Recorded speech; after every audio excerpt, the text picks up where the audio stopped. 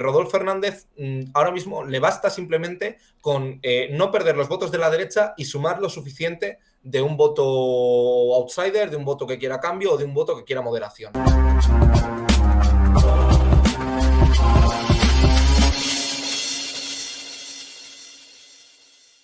Queda una segunda vuelta que no sé si para ti es un poco sorpresa, pero que seguramente va a estar muy reñida y sobre todo va a estar bastante repleta de artimañas, como hemos visto en casi todos los procesos electorales últimos que ha habido en América Latina. Mira, yo me acuerdo que hace 2 semanas estábamos en directo analizándolo y yo te decía que una de las paradojas que había es que precisamente Petro era menos competitivo ante un candidato que no fuese de la derecha, tenía una conveniencia en que la derecha pasase.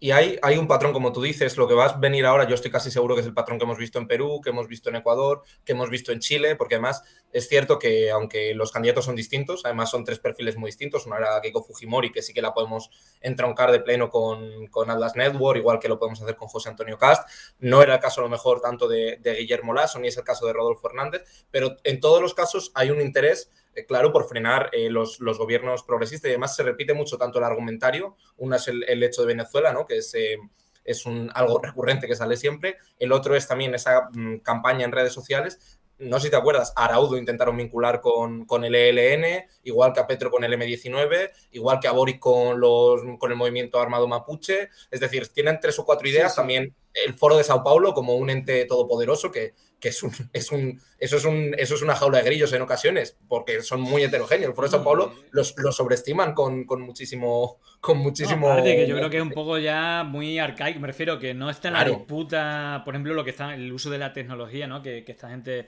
usa. Yo creo que básicamente pasa un poco a mí cuando veo, por ejemplo, el tourné que hace Hermann Terz y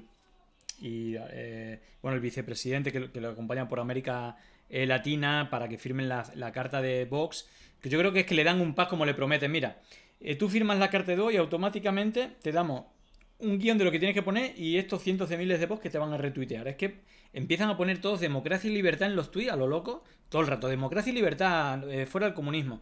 Y es como Cast repetido. copió el propio lema, Cast. También era lo Sí, sí, comunismo sí. libertad, incluso se Sí, sí, exportó, sí, ¿no? sí. O No, no, sea, es increíble. tú ves de Petro de cara a la segunda vuelta, va a ser muy dura. Yo creo que la gran ventaja que tiene Petro es que Rodolfo Hernández está por explotar y es un poco la ventana de oportunidad que tiene. Petro, como es un candidato que lleva tanto tiempo, es decir, es 3 intentos de candidatura presidencial, años en el Congreso, en la alcaldía, ya está bastante amortizado el tema de lo de la venezolanización de Colombia y demás. Todos los candidatos llevaban en el programa, menos Fico Gutiérrez, que también lo llevaba, pero con otra manera, que hay que abrir la frontera con Colombia y que es un fracaso la política de Iván Duque. Eso lo llevan todos. De hecho, Rodolfo Hernández, que es, yo invito a todo el mundo, hay que hacer un ejercicio para leer el programa de Rodolfo Hernández, porque es una auténtica mezcla, ¿no? Es un kit explosivo. Rodolfo Hernández dice que la primera hora del primer día que él sea presidente va a abrir la frontera con Venezuela. Eso lo dice en su programa. El primer día que él asuma como presidente se va a abrir. Entonces, es verdad que ahora mismo la situación es muy incierta. Como decía, es menos competitivo Petro ante un candidato que no es el de la derecha. Sobre todo porque la ventaja que tiene Rodolfo Hernández es que el voto antipetrista es muy leal. En el sentido de que prácticamente se iban a apuntar a cualquier candidato alternativo Sí, que sí, no sí. fuese Gustavo Petro. Y ahí ya no vemos que el criterio ideológico fundamental no es el tema de si es conservador o no a nivel social, no es el tema de cuál es la política económica, el tema es frenar a Petro. Entonces, el trasvase de votos de la derecha va a ser muy firme y muy sólido. Eso va a hacer que realmente Rodolfo Hernández, la diferencia de 4 millones de votos, 3 millones y pico que tiene ahora, se reduzca sustancialmente. Hay que ver entonces qué teclas tiene que tocar Petro. El 45% de los colombianos no ha ido a votar.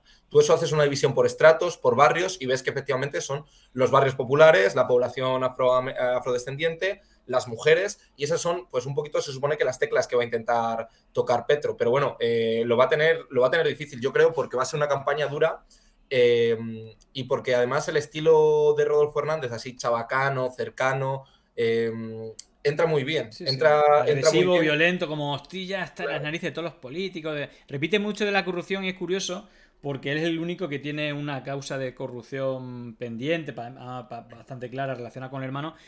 Y no sé si es estrategia porque, pensándolo bien, si tú le quieres quitar voto a Petro, pues tienes que poner medidas que coincidan con Petro. Entonces, ahí, por ejemplo, el proceso de paz, él claramente está por el proceso de paz y eso es como la gran diferencia con Petro, luego el tema de la migración, pero luego hay un montón de elementos coincidentes, digamos, como tú dices, casi las más radicales del petrismo las coge y luego las más radicales de la derecha. Entonces, como tú dices, como... Pero sí que hay algunas ideas que son como ya agotadas, ¿no? De que el uribismo ha visto que ya no son apoyadas, como el tema del proceso de paz y el minarlo. Bueno, digamos que ahí hay como varias cosas a las que agarrarse también simpatizantes de Petro, sobre todo porque han hecho campaña muy sucia y sobre todo porque Rodolfo Hernández es solamente una persona, pero el pacto histórico han sumado un montón de espacios políticos, incluso con polémicas, con Piedad Córdoba, por ejemplo, ha sido una de las que ha tenido, bueno, que se le ha atacado bastante, pero incluso del centro, gente incluso dice que son uribistas, es decir, que al final incluso tanta pluralidad le ha dado que al final, y los medios la han atacado tanto, que al final yo creo que puede haber gente que diga, bueno, a mí este no me cae bien, bueno, pues este tipo que tiene las Claro. cosas que coincido también con Petro y tal, y con él, bueno, pues lo voto a él, ¿no?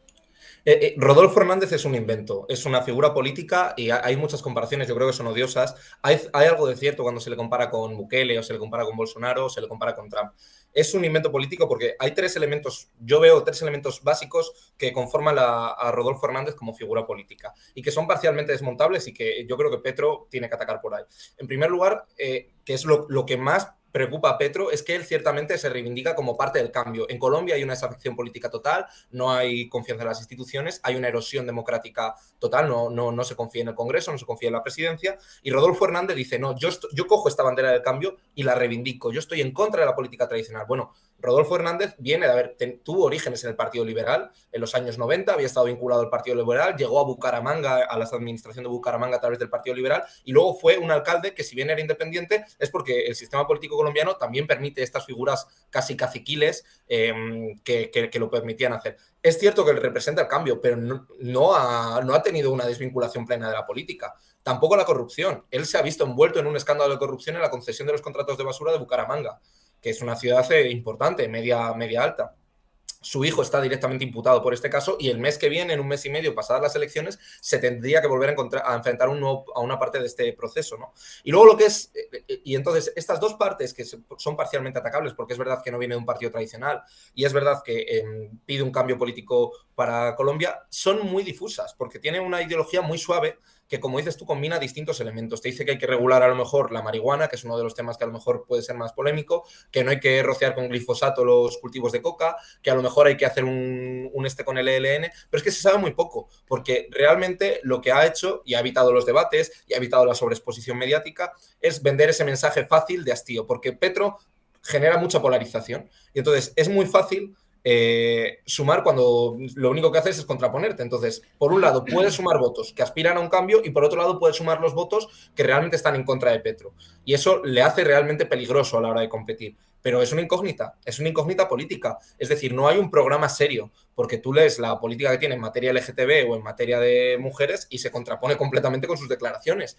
O lees lo que dice respecto al acuerdo de paz y los diálogos con el ELN, pero él inicialmente estuvo en contra del referéndum del 2016. Y ojo, esto es lo más importante, el votante medio de Rodolfo Hernández es el votante conservador, es el votante de la Colombia interior, rural, periurbana, del centro-norte, centro-sur, que es la zona que votó no al referéndum en el 2016, que votó por Iván Duque en el 2018 y que es la misma que le ha dado la mayoría a Rodolfo Hernández. Tú ves los mapas contrapuestos, yo ponía el mapa, me acuerdo, lo subía porque era una de las cosas que más me llamó la atención, del no al referéndum y del voto a Rodolfo Hernández, y ves que hay una transferencia de votos muy parecida. Es un votante que es mayoritariamente conservador, que tiene, o que es más conservador que la media colombiana, y que además es claramente de derechas. Y además tú lo ves claramente. La única zona donde no se ha mantenido el patrón es en Antioquia, que haya ganado en el eje cafetero Fico Gutiérrez, pero el resto de los feudos de la derecha se han ido a Rodolfo Hernández. El votante, no nos engañemos, es un votante de derechas o históricamente ubicado en la derecha. El problema es que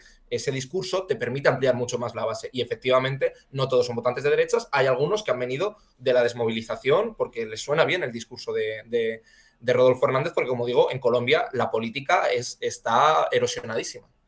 Realmente, si tú quieres ganar y ya sabes que cuentas con el uridismo cerrado, el voto cerrado a Fico, para poder ganar lo que tienes que intentar seducir al votante de Petro. Entonces, copiando las medidas, incluso insistiendo o haciéndole guiños toda la campaña a Petro. Al final es lo inteligente, porque si tú te metes al uribismo y estás súper quemado, al final sabes que cuenta con todo ese Claro. voto es tuyo y ahora, bueno, la disyuntiva y la que no sé qué valoración haces tú es que si tú crees, más allá de que ese voto seguramente vaya, pero a lo mejor el 100% que vaya a votar, pero a lo mejor hay gente que después de una campaña situándolo el uribismo con el petrismo, pues no va a votar por ese señor. O que hay gente que no ha votado y ve el tipo este que es peligroso. Hablo, por ejemplo, de gente joven o colectivos femeninos, feministas, incluso afrodescendientes. A lo mejor Francia toca teclas que no se han tocado hasta ahora, pero que al ver un tipo de este perfil a lo mejor se activa un voto no cerrado. En todo caso, mi pregunta es si tú crees que va a haber cierta aritmética de la primera vuelta o va a haber cambios. Me refiero a desmovilización de gente que votó y movilización de gente que no votó. Mira, la historia política de Colombia dice que no suele haber una gran movilización extra respecto a primera con segunda vuelta. De hecho, se suele ver que los índices son muy parecidos. Estas elecciones han sido las que más participación han tenido desde el 74. No me acuerdo si era el 74 o el 76, creo que era el Y 74. ha sido muy Y es el bajita. 55%. Claro. Hay muy poca tradición política de voto en Colombia. Hay una desmovilización muy grande. Entonces, los endoses no van a ser absolutos. Pero yo es lo que digo, en el voto, en el grueso del voto que fue a Fico Gutiérrez de derecha, y ahí está el núcleo duro del uribismo, que aunque yo lo decía en un artículo que no lo analizaba, la derecha se ha reconfigurado y el uribismo ha pasado de ser la locomotora a un vagón que está, pero no ha desaparecido. De hecho, Claro, sigue claro. teniendo grandes caciques, grandes movimientos y el uribismo está ahí, no ha desaparecido ni mucho menos. Cambió la cara por mera supervivencia, porque no era candidato, porque hicieron miles de encuestas y no les salía con Zuluaga, no les salía con la reelección de Duque y entonces dijeron, lo que tenemos que hacer es irnos aquí. Y mantienen un perfil bajo en campaña porque son inteligentes y saben que les interesa más mantener el poder a otro. Entonces, el votante medio de derecha, creo que con un altísimo porcentaje, se va a ir a Rodolfo Hernández, aunque Rodolfo Hernández reniegue en parte de su uribismo y pida un cambio y demás. Sí. Yo creo que la clave va a estar en buena medida en el centro. En parte sí, a lo de Petro. Creo que el votante de Petro está muy fidelizado, que es un voto muy fuerte. Y creo que ese llamado centro, que también es, bueno, era una jaula de grillos Sí. y hay mil tendencias y al final se ha dado libertad a las distintas sensibilidades que hay en el centro para dar la libertad de voto, creo que está la clave porque Rodolfo Hernández ahora mismo le basta simplemente con no perder los votos de la derecha y sumar lo suficiente de un voto outsider, de un voto que quiera cambio o de un voto que quiera moderación frente a Petro. Entonces creo que lo tiene relativamente fácil. Y yo creo que Petro lo que tiene que apostar es por movilizar más allá de su electorado. Ha roto todo el techo. Nunca ningún candidato en primera vuelta había obtenido tanto porcentaje de votos. Nunca la izquierda colombiana había obtenido 8,5 millones de votos. Eso sí, ha sido menos del que se esperaba. Creo que menos del 40% habría sido un fracaso para el pacto histórico. Se ha sacado un 40,5, estaba dentro de lo que se podía esperar. Hace 4 años Petro saca 8 millones de votos, es decir, ha crecido medio millón más. Y tú ves la comparativa, que yo lo estaba mirando el otro día, y dices tú, ¿cuánto sacó hace 4 años? ¿En qué departamentos todavía puede crecer? ¿No? ¿En qué departamentos hace 4 años sacó Sí, todavía pero un estás poquito más hablando de de la votos? segunda vuelta, ¿no? 8 millones en la Sí, de segunda la segunda vuelta. vuelta. Claro, En la segunda vuelta en de la hace 4 años, ¿en primera, qué sitios le votaron pero más? en la primera tuvo 5 o 6 millones, ¿no? Sí, efectivamente. El máximo lo tenía en la segunda vuelta. Así que supone Entonces que tú tiene coges que el sumar mejor. algo. Es decir, damos por Claro, hecho, algo va a sumar, damos algo por va a hecho sumar. que la base de votación van a ser los 8 millones y medio que tienen, son 8 millones, bueno, 40 y 8 medio, millones y medio 8 son. millones y medio, esa es la base y bueno, se dicen que suma 2 millones más. Además, ante todo, esto lo que resume es que la gente terminó cautivada y votando en contra del establecimiento. Ahora lo que nos toca es sumar todos los votos de Federico, de John Milton, de Enrique y de el mismo Fajardo, que no se va a negar donde Petro, para el candidato que quedó de segundo.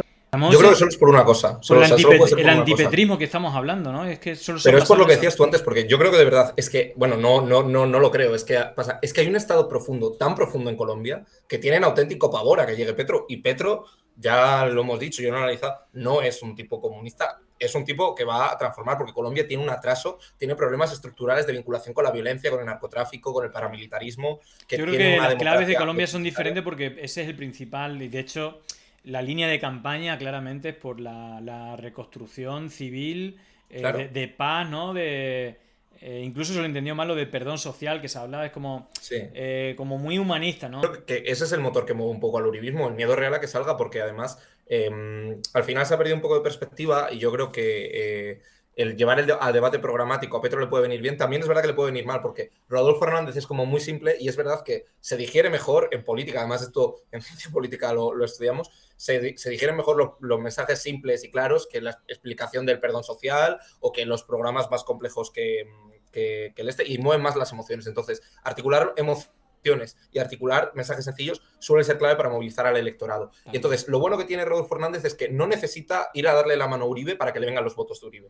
Y de hecho, Uribe tampoco, si tiene cabeza, porque la tiene, no va a exigir grandes concesiones programáticas, porque yo creo que confían de sobra en que pueda ser maleable. Porque tú lo has dicho, Rodolfo Hernández no tiene apoyo legislativo, va a tener que apoyarse, si fuese presidente, en la bancada de la derecha. En el Senado y en el Congreso hay una división casi a mitades y un presidente sin ningún tipo de apoyo legislativo no podría tirar para adelante. Ese debate no le conviene sacarlo ahora. Sería interesante que lo sacase Petro. ¿Cómo va usted a gobernar? Hombre, pues evidentemente o gobierna con el apoyo de la derecha, que es quien le da los números para sacar leyes, o no lo tiene. Entonces, es lo que digo, no va a pedir nada a cambio el uribismo. Creo que confían en que sea maleable y sobre todo que se mueven por el miedo real a que haya una transformación en Colombia. Recordemos que la Constitución colombiana está en el punto de mira dentro de lo que sería el proceso constituyente, esa sala constituyente que se ha abierto en parte en Perú, que se abrió en Venezuela, que se abrió en Ecuador, en Bolivia, en muchos países. Bueno, pues también está ahí y el debate está en Colombia. Y yo creo que es un poco el motor que hay, el miedo real. También a nivel internacional, otro elemento importante para España que ha sucedido, bueno, creo que fue ayer o anteayer se celebró el 40 aniversario, si no me equivoco. ¿Cómo ese cambio del propio PSOE, cómo entramos, cuáles son los motivos y qué es lo que nos ha dado la OTAN y qué nos ha quitado? ¿Cuál es el balance tuyo?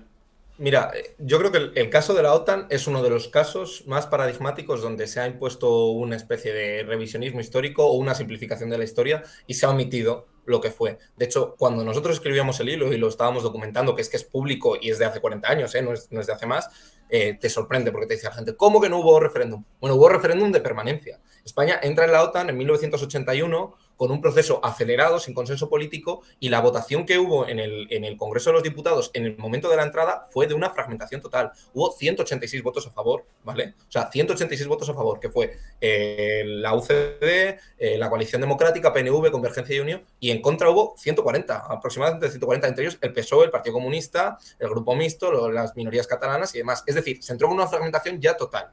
Y se entraba en un contexto de presión clarísima en el orden internacional. Eso era una apuesta que la tenía en parte la UCD, la tenía Felipe González, no la tenía ni el PSOE ni las derechas. De hecho, la derecha de Fraga se va a proponer la abstención en el referéndum de 5 años después. Es decir, ninguno de los dos grandes partidos inicialmente votan claramente por la OTAN. Lo que pasa es que con el paso del tiempo se ha terminado normalizando. ¿Por qué? Porque, bueno, cae el muro de Berlín, hay un alineamiento total con Estados Unidos, que no era tan claro hace 40 años, es decir, se ha ido consolidando esa tendencia atlantista. España siempre ha sido atlantista por una cuestión de supervivencia, porque a Franco hay un momento en el que tiene que normalizar el régimen y dicen, ojo, que en la batalla contra el comunismo me pongo el primero. Y da igual lo que pase para adentro, porque estaba aislado, no había embajadas en España. O sea, tenía relaciones diplomáticas activas con una decena de países, Franco, en el momento más difícil. Y entonces comienza un proceso de acercamiento que es progresivo durante el franquismo, que se termina de culminar al inicio de la transición y que se ha vendido como, bueno, la modernización de España, la entrada dentro de la estructura del mundo occidental, y realmente la OTAN tenía, en primer lugar, una fractura política seria y una fractura social seria. En estos 40 años se ha ido erosionando de manera muy clara. ¿Qué ha dado España a la OTAN y qué ha dado la OTAN a España? Bueno, en primer lugar hay que decir que no solo había división, sino que el referéndum y los términos en los que se firma la entrada de la OTAN se han incumplido, porque había una serie de preceptos en torno a la duración de las bases militares, las condiciones que iba a tener España para entrar en la OTAN que se han incumplido. Pero directamente, es decir, tanto la renovación de las bases militares como la permanencia en ciertos órganos y el tipo de vinculación que iba a tener España y la OTAN no se cumple con respecto al referéndum que se hace en el 86, que como digo, son 5 años después y por el camino el PSOE que había votado que no a la entrada tiene que transformarse por presión de Estados Unidos. Todo esto está sobradamente documentado porque ya se han desclasificado los documentos de Estados Unidos, hay entrevistas de embajadores y demás. ¿Y qué ha pasado por el camino? Pues bueno, es verdad que España lo que gana es el estar alineado en el mundo occidental, pero España es un socio secundarísimo para Estados Unidos. Ni siquiera puede sacar un valor siendo un tipo instrumentalista, un tipo frío, calculador, de sacarle beneficio. A Turquía le saca beneficio. A Turquía no le hace mucha gracia estar con Francia o con Grecia en la OTAN, pero le ha conseguido sacar beneficio. España no. España deja fuera del paraguas de la OTAN a Ceuta y Melilla.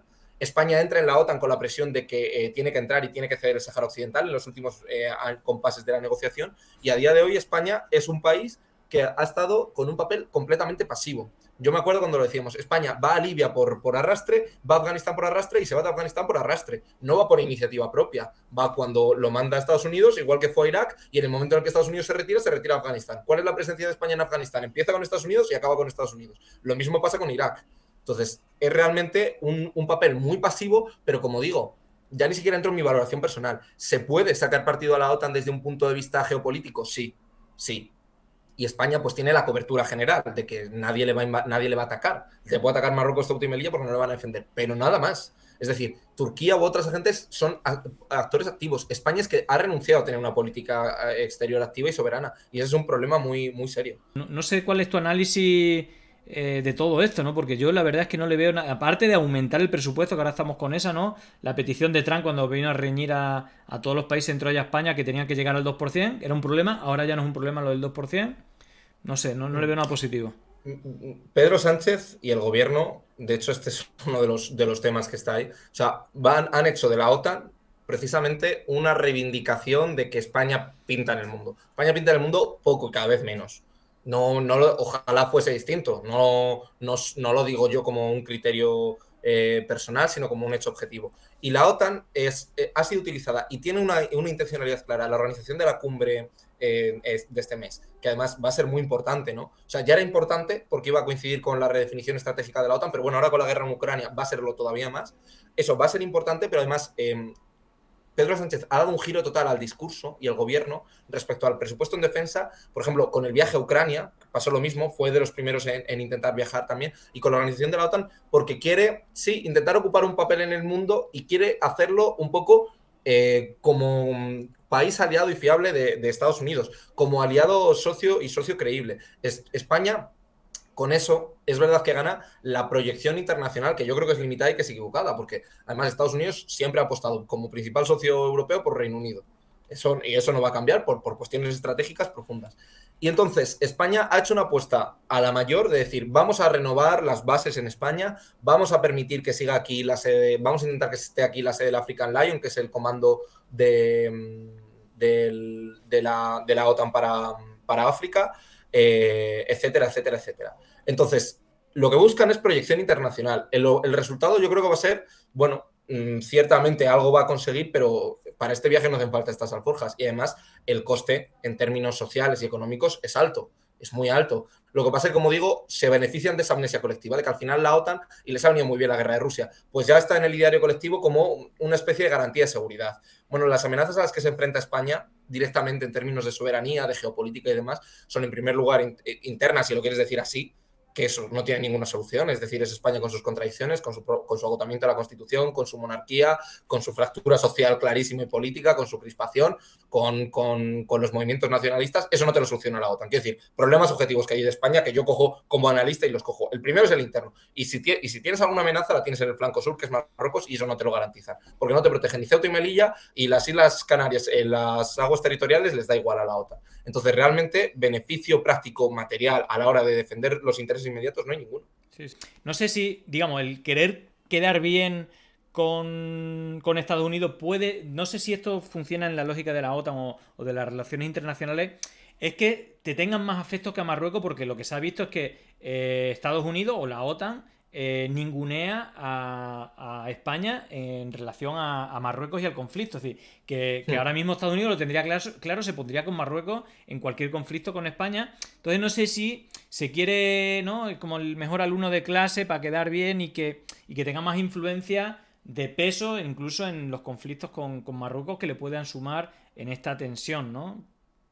Es verdad que Estados Unidos no entiende, eso es verdad. Estados Unidos dice, no entiende que mi principal socio en África, porque es Marruecos, es su puerta de entrada en África junto con Egipto, pero Egipto tiene ya otras dinámicas, esté enfrentado con un miembro de la OTAN. Eso en la lógica de Estados Unidos no entraba y ha presionado activamente para que cambie. Es verdad que la cuestión del Sáhara la trata o tiene un discurso distinto de cara al público y que afecta, pero es verdad que la lógica de Estados Unidos afecta. Hay un hecho, yo discrepaba con gente del Polisario que lo comentaba o con la gente marroquí con la que hablo, me dicen que no, pero bueno, unas semanas antes de que se anunciase el deshielo de las relaciones y de que se enviase la carta, que fue en marzo, la carta se envió en marzo, pues hizo una gira muy rara, muy sorprendente, la enviada es la secretaria de Estado norteamericana para el norte de África.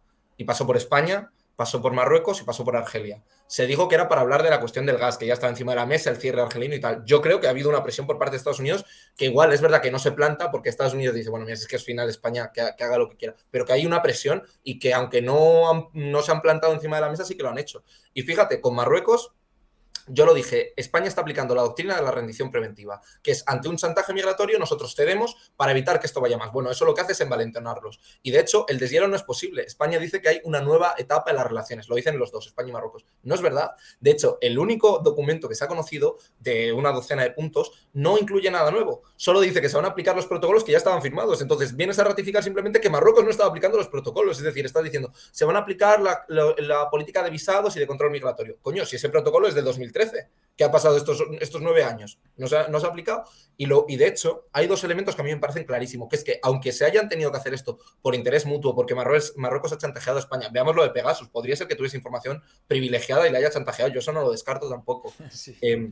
Fíjate, hay dos hechos que a mí me parecen impresionantes. Dicen que están en una nueva relación y hay dos hechos. El primero, la frontera de Ceuta y Melilla, que llevaba bajo asedio la ciudad 1 año y medio, porque Ceuta y Melilla dependen económicamente de Marruecos, igual que el norte de Marruecos depende de esas dos ciudades. Durante 1 año y pico ha estado cerrada cal y canto. No se ha abierto todavía, es decir, solo pueden pasar personas.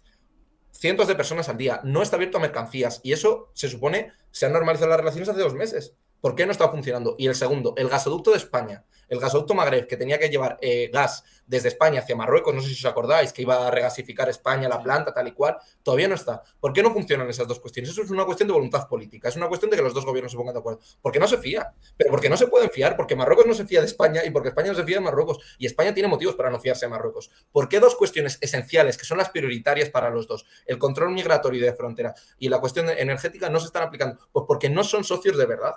Porque tienen un matrimonio de conveniencia y ese matrimonio de conveniencia se rompió en abril porque entró Brahim Ghali, pero Marruecos está buscando la excusa. Oye, pues no quepa ninguna duda de que van a tener la relación normalizada 2, 3, 4, 5 años, 1 año, no sé, el tiempo que sea asumible para Marruecos. Cuando quiera romper la baraja, yo estoy seguro de que Marruecos la va a volver a romper. Mauritania será el nuevo manantial de gas y petróleo de España y Europa. Y luego hay otra que sí, hay una base militar en Tánger, como que es clave también para los Estados Unidos. Bueno, Mauritania no tiene grandes yacimientos reconocidos. Sí que Mauritania es clave desde un punto de vista demográfico, es decir, para frenar los flujos migratorios. Y Mauritania está en el avispero del Sahel, que esos son un avispero brutal de países y está relativamente calmado, tiene mucha influencia francesa. Mauritania jugó un papel importante en el conflicto del Sáhara porque fue parte de la guerra, invadió la parte sur del Sáhara Occidental, perdió la guerra ante el Polisario y reconoció a la República Árabe Saharaui. Y es importante de cara a Europa, de cara al conflicto saharaui es importante porque es parte implicada. Pero bueno, tiene la llamada neutralidad positiva, que bueno, es miro para otro lado y a mí dejadme en paz que tengo un país que es un invento colonial porque tengo una frontera así trazada escuadra y cartabón, los del norte son árabes, los del sur son negros del África negra, entonces tengo aquí un quilombo étnico que no lo sé gestionar, eso es lo que le pasa a Mauritania, pero bueno, quiero decir, que es importante desde un punto de vista migratorio porque es la ruta que siguen, por ejemplo, los migrantes subsaharianos. Pero bueno, y luego lo de Tánger, imagino que irá por el hecho de que Marruecos, que quiere tomarle la delantera a España y lo hace con descaro, le ha ofrecido reiteradamente, hay muchas especulaciones a Estados Unidos, montar una gran base en Tánger, lo cual... es como un proyecto, ¿no? Claro, para que se situase allí, lo que decía antes, la sede de la OTAN para África. Estaba en Alemania, si no me equivoco, va a caducar ese mandato y estaban buscando en llevarla a una parte más al sur. En principio España tenía la ventaja de que Rota o Morón pueden acoger ese hecho con facilidad.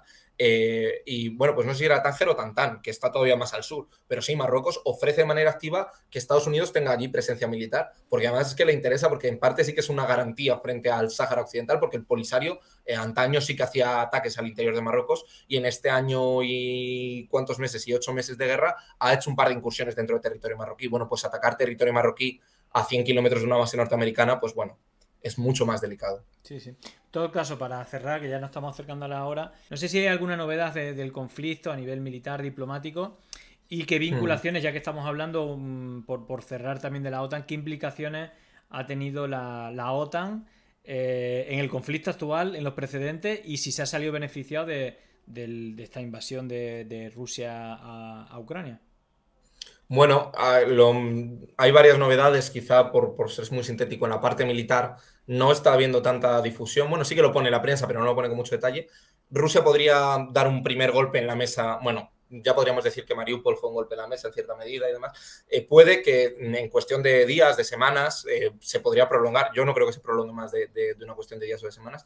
Consiga conquistar completamente el Oblast de Lugansk, que sería, bueno, dices tú, ya tengo completamente conquistado Sí. una de las divisiones administrativas. Está habiendo avances significativos por parte de Rusia en el Donbass. Es verdad que Ucrania está lanzando contraofensivas y militarmente se está moviendo más al frente que hace unas semanas, pero con menor desarrollo y con menor información, porque además eso ya exige un ejercicio de pedagogía que los medios no están dispuestos a hacer, porque no están dispuestos a hacerlo porque ya es más complicado. En el ámbito diplomático, varias cuestiones y con lo que decías tú de la OTAN. Bueno, lo primero, ahí está Turquía, lo que decíamos, sacándole partido precisamente a poder vetarlo, y entonces está con Finlandia y con Suecia exprimiendo todo lo que puede. Y ahora mismo, lo último que era, de hace una cuestión de horas, que para que se desbloquease, dice que con Finlandia, porque recordemos que todos los miembros de la OTAN tienen que aprobar en su parlamento el ingreso de un nuevo país. Pues Turquía dice que como la población kurda es muy bien recibida y tiene apoyo en estos dos países, que los va a vetar. Bueno, pues parece que va a sacar beneficio. Dice que todavía no ha llegado a un punto para permitir que estos dos países entren,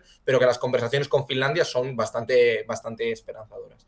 Y por otro lado, hace cuestión de horas, pues se ha confirmado que Rusia ha cortado el suministro de gas a Países Bajos y a Dinamarca, que por no pagar en rublos las facturas que Sí. tenían, que era uno de los requisitos que había. Y ayer por la noche se aprobó el sexto paquete de sanciones para que el petróleo ruso se restrinja su llegada a través de barcos y solo pueda entrar a través de un oleoducto que funciona en Centro Europa, República Checa, Hungría y demás. Entonces, bueno, avanza la guerra con calma. Yo creo que vamos, por desgracia, a un escenario, como digo, que no tiene solución a corto plazo y que, bueno, pues entonces ambas partes están intentando maximizar sus posiciones. Ha pedido Zelensky, esto es importante para la OTAN, armamento de larga distancia que permitiese, por ejemplo, bombardear territorio ruso. Y ha dicho a Rusia que como le entreguen armamento de larga distancia, eso es una línea roja, y la OTAN en principio ha dicho que no va a entregarlo. Es decir, tú puedes dar tanques, puedes dar aviones, otra cosa es que mandes un misil que pueda llegar a Moscú o que pueda llegar a San Petersburgo desde Leópolis, desde Lviv, ¿no? Desde el oeste de Ucrania. Y eso lo ha pedido Ucrania, que hace una semana decía el ministro de Asuntos Exteriores que es que la Unión Europea no está haciendo nada para apoyar a Ucrania y exigían más, ¿no? Bueno, ¿qué van a hacer? Pues tienen que pedir, Sí. que pidan. Pero vamos, que está siendo un esfuerzo bélico espectacular. Es Sí, decir, sí. lo que se está invirtiendo en armamento, o sea, lleva sin verse, pero años. O sea, es decir, en unas cantidades brutales, brutales, brutales. Y además, armamento, Estados Unidos de muy buen nivel. La Unión Europea no tanto, pero Estados Unidos de un muy buen nivel. No está enviando restos. Es decir, está haciendo una inversión muy gorda. No sé si eran 40.000 millones de dólares, si no me suena mal la cifra, una de las últimas aprobadas, o no sé si el total, pero bueno, son las cifras que escuché en su momento eran bastante potentes. De todas maneras, acabas de soltar un oxímoron, o me lo ha parecido a mí, la guerra avanza con calma, o algo así, has dicho. Es como, no me lo imagino, es decir, pegando bombardeos con calma, pero bueno, sí, se entiende. Igualmente aquí Sí, es la desgracia de la guerra, sí, sí, no, sí. no, que es tremenda, ¿no? Pero es verdad que el caudal, por lo menos de lo que a mí me llega, no sé si es que estoy menos pendiente, pero es decir, que puede ser que ya la propia gente, la gente, ¿no? Eso es seguro, presta menos atención, ¿no? De ese efecto champán, no sé si llamarlo así, emocional, de querer estar pendiente todo el rato. Creo que los medios también han disminuido, ¿no? Pero en todo caso siguen pasando cosas, pero a un ritmo que tampoco entendemos. Pero lo que sí parece es que se están moviendo las cosas a nivel militar y a nivel diplomático y a nivel empresarial, energético. Bueno, en fin, lo veremos porque eso parece que va para largo. Y en todo caso, nada, te quería dar las gracias, Néstor, un día más. Bueno, hoy hemos hecho un poco, ahora contaré el motivo, hemos comprimido desinformación internacional porque mañana seguramente no tengamos programas, pero bueno, en todo caso, muchas gracias una vez más por bueno, tu sabiduría y que podamos aprovecharnos de ella. Bueno, ya aquí os podéis aprovechar de mí siempre que quieras. Muchas gracias a ti, Julián, y a toda la gente. Quedamos para la próxima o cuando toque. Perfecto, muy Un bien. abrazo. Chao, hasta Adiós. pronto.